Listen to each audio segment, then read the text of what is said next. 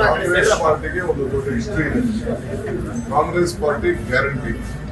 Congress chief ಮಿನಿಸ್ಟರ್ಗೆ ಅಭಿನಂದನೆ ಸಲ್ಲಿಸಬೇಕು ಅಂತ ಹೇಳಿ ಮುಂದಕ್ಕೆ ಬಂದಿದ್ದಾರೆ. ಸೊ ಕಾಂಗ್ರೆಸ್ ಪಕ್ಷಕ್ಕೆ ಅವರು ಬೆಂಬಲ ಕೊಡ್ತೀವಿ ಅಂತ ಬಂದಿದ್ದಾರೆ. ಕಾಂಗ್ರೆಸ್ ಪಾರ್ಟಿಯ ಎಲ್ಲ ಕಾರ್ಯಕ್ರಮಗಳನ್ನ ಪರಿಚಯಿಸಿದ್ದಾರೆ. ಕರ್ನಾಟಕ ರಾಜ್ಯದ ಜನ ಕಲ್ಯಾಣ ಕರ್ನಾಟಕದಲ್ಲಿ ಒಂದು, ಹಳೆ ಮೈಸೂರಲ್ಲಿ ಒಂದು, ಕಿತ್ತೂರು ಕರ್ನಾಟಕದಲ್ಲಿ 3 ಕಡೆನೂ ಜನ ಒಳ್ಳೆ ಮತ ಕೊಟ್ಟು ನಮಗೆ ಆಯ್ಕೆ ಮಾಡಿದ್ದಾರೆ. ಅವ್ರ ಉತ್ಸಾಹ ಇದೆ. ಆ ಉತ್ಸಾಹಕ್ಕೆ ನಾವು ಸ್ಫೂರ್ತಿ ಕೊಡಬೇಕು. ಆ ದೃಷ್ಟಿಯಿಂದ ಇವತ್ತು ನಾವು ಪ್ರೋತ್ಸಾಹ ಕೊಟ್ಟು ನಮ್ಮ ಕಾರ್ಯಕ್ರಮವನ್ನ ಈ ನಮ್ಮ ಧ್ವಜ ಪಕ್ಷ ನಮ್ಮ ಜೊತೆ ನೀವು ಬರ್ಬೋದು, ನಿಮಗೂ ನಾನು ಆಹ್ವಾನ ಮಾಡ್ತೇನೆ. ಯಾರು ಬೇಕಾದ್ರೂ ಬಂದು ನಮ್ಮ ಅಭಿಮಾನಿಗಳು, ಬೆಂಬಲ ಕೊಡೋರು, ಸ್ವಾಭಿಮಾನಿಗಳು, ವಿದೇಶಿಗಳು, ಸಂಘಟನೆಗಳು ಎಲ್ಲರಿಗೂ ಕೂಡ ನಾವು ಸಹಕಾರ ಕೊಡಲಿಕ್ಕೆ ನಾವು ಸಿದ್ಧವಾಗಿದ್ದೀವಿ. ಜಿಲ್ಲಾ ಪಂಚಾಯತ್, ತಾಲೂಕ್ ಪಂಚಾಯತ್ ಚುನಾವಣೆಗೆ ಅನುಕೂಲ ಆಗುತ್ತೆ ರೆಡಿ ಮಾಡ್ಬೇಕಲ್ಲಪ್ಪ. ಏನಾದ್ರು ಒಂದು ಉದ್ದೇಶ ನಮಗೂ ಇರ್ತದಲ್ಲ. ಈಗ ನಿಮ್ಗೆ ಒಂದು ವೇದಿಕೆಗಳು ರೆಡಿ ಆಗ್ಬೇಕಲ್ಲ. ಎಲೆಕ್ಷನ್ಸ್ ಬರುತ್ತೆ ನಿಜ, ಅಥವಾ ನಾವೇನು ನಿಲ್ಸಕ್ಕಾಗಲ್ಲ. ಈಗೆಲ್ಲ ತಯಾರಿ ಮಾಡ್ಕೊಳ್ತಾ ಇದೀವಿ. ಕ್ಯಾಬಿನೆಟ್ ಅಲ್ಲೂ ನಾನು ಇರ್ಲಿಲ್ಲ, ಫೆಬ್ರವರಿ ಮಾಡಬೇಕು ಅಂತ ಆಲ್ಮೋಸ್ಟ್ ಬಂದಿದೆ. ಅದೆಲ್ಲ ಕಂಪ್ಲೀಟ್ ಎಲ್ಲ ಎಲೆಕ್ಟ್ರಲ್ ರೋಲ್ಸ್ ರೆಡಿ ಆಗ್ತಾ ಇದೆ. ಇದೆಲ್ಲ ಮಾಡ್ಬೇಕಂತ ಎಲ್ಲಾ ಕಡೆನೂ ಒಂದು ರೌಂಡ್ ಹೋಗ್ತಾ ಇರ್ಬೇಕಲ್ವಾ.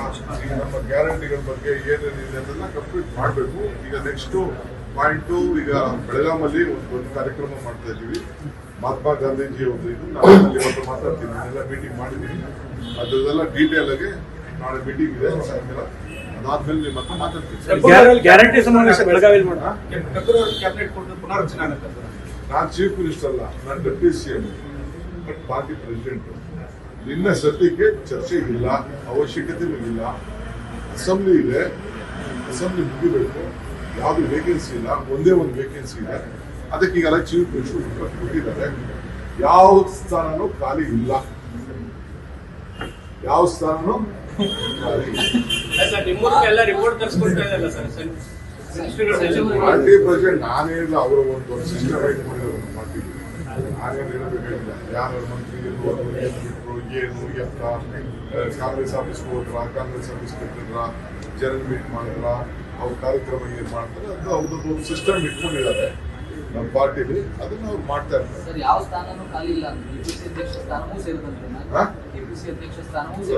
ನನ್ಗೆ ಗೊತ್ತಿದ್ವಿ ಭಾಷೆ ಹೇಳಿದ್ದೀನಿ. ವಿಧಾನಸೌಧದಲ್ಲಿ ಚೀಫ್ ಮಿನಿಸ್ಟರ್ ಉತ್ತರ ಕೊಟ್ಟಿದ್ದಾರೆ.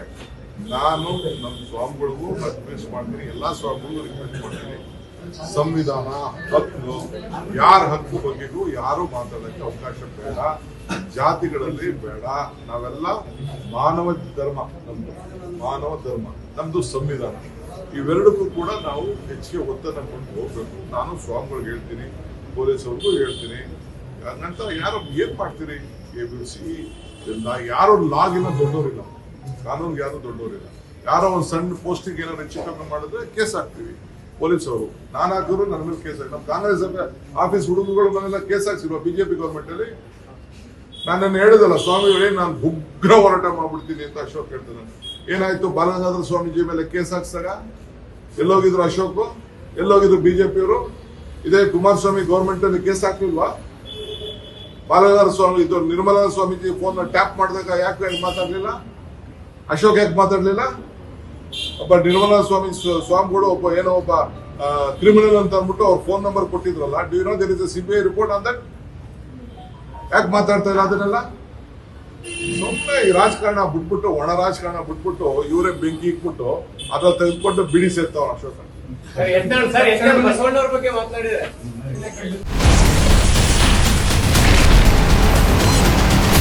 Ashwavega English News. Coming soon. Your channel, your voice, your trust.